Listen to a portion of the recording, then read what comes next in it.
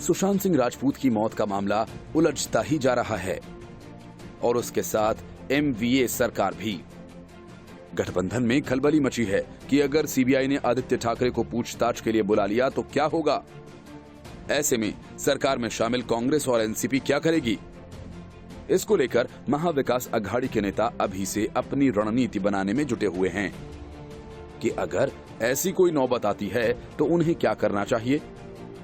महाराष्ट्र सरकार की मुश्किल ये है कि वहां एक दुर्लभ स्थिति ये है कि पिता के कैबिनेट में बेटे को ओहदेदार मंत्री पद मिला हुआ है।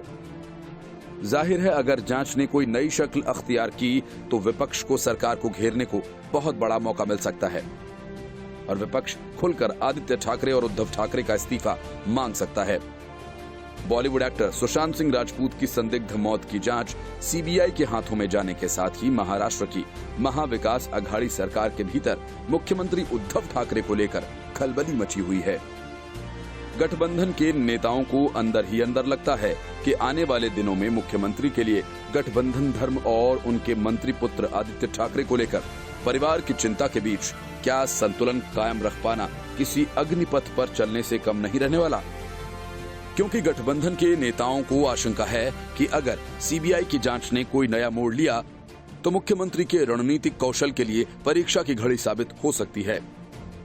महाराष्ट्र सरकार में गठबंधन के कई नेताओं की राय है कि मुख्यमंत्री उद्धव ठाकरे और अघाड़ी सरकार को इस बात के लिए तैयार रहना चाहिए कि सीबीआई आदित्य ठाकरे को पूछताछ के लिए भी बुला सकती है, जिसके बाद बीजेपी उन पर हमले तेज करेगी। महाराष्ट्र में शिवसेना, एनसीपी और कांग्रेस सरकार के कई नेताओं को लगता है कि केंद्र की बीजेपी सरकार ने जिस तरह से इस केस की सीबीआई जांच में दिलचस्पी दिखाई है उससे लगता है कि ये मातोश्री से बदला लेना चाहती हैं। एनसीपी और कांग्रेस के कई नेता इस बात के लिए शिवसेना से सहमत दिखाई दे रहे हैं। बीजेपी आदित्य ठाकरे को निशाना बना रही है। उन्हें लगता है कि जिस तरह से सुप्रीम कोर्ट में सुनवाई पूरी होने से पहले ही केंद्र ने सीबीआई जांच की बिहार सरकार की सिफारिश मानकर जांच उसके हवाले कर दी, उससे लगता है कि वे बीजेपी के साथ गठबंधन तोड़ने के लिए उद्धव ठाकरे और शिवसेना से राजनीतिक बदला लेना चाहती है। जबकि वे ये भी दावा करते हैं कि इसके पीछे बिहार में होने वाला चुनाव है। कहीं न कहीं महाराष्ट्र में शिवसेना के घटक दलों के नेताओं की ये भी राय है कि जब बीजेपी ने सुशांत सिंह राजपूत केस की सीबीआई जांच की मांग शुरू कर दी तो मुख्यमंत्री उद्धव ठाकरे के सहयोगी दलों के नेताओं के बीच इस पर राजनीतिक चर्चा करनी चाहिए थी, लेकिन उन्होंने इसे मुख्य रूप से अपने परिवार और निजी वफादारों तक ही सीमित रखने की कोशिश की। इसका नतीजा ये हुआ कि विपक्ष ज्यादा आक्रामक हो गया और यहां तक कि कोर्ट ने भी सीबीआई जांच की सिफारिश मान ली।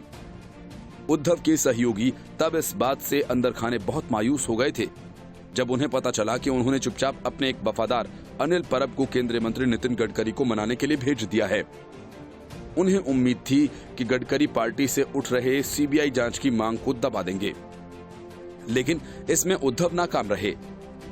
गठबंधन के एक नेता ने जांच में ठाकरे के शामिल होने की आशंका जताते हुए कहा कि कई विपक्षी नेताओं और राजनीतिक परिवार ने केंद्रीय एजेंसीज की जांच का सामना किया है, लेकिन इससे लड़कर बाहर निकल रहे हैं। शायद ठाकरे भी इस लिस्ट में शामिल होने वाले हैं और उनकी परीक्षा होने वाली है। वहीं महाराष्ट्र के एक मंत्री ने आरोप लगाया कि योजना के तहत लिखी गई स्क्रिप्ट इसी दिशा में बढ़ने वाली है और हमें इससे सूझबूझ के साथ राजनीतिक और एकजुटता के साथ निपटना होगा, भावनात्मक या निजी तौर पर नहीं। दरअसल पिता के मंत्रिमंडल में बेटे का कैबिनेट मंत्री रहना बहुत ही दुर्लभ मामला है, लेकिन महाराष्ट्र में पिछले साल जो महाविकास अघाड़ी की सरकार बनी उसमें ये बहुत ही महत्वपूर्ण घटना घट चुकी है। उद्धव ठाकरे की शिवसेना ने जिस तरह से मुख्यमंत्री बनने के लिए बीजेपी के साथ चुनाव जीतने के बाद उसका साथ छोड़ा था, जाहिर है कि महाराष्ट्र बीजेपी और उसके नेता उस बात को भूल नहीं पाए। और यदि महाविकास अघाड़ी के नेताओं की आदित्य ठाकरे से पूछताछ की आशंका सही साबित होती है तो प्रदेश बीजेपी शांत बैठी रहेगी, ये लगता नहीं।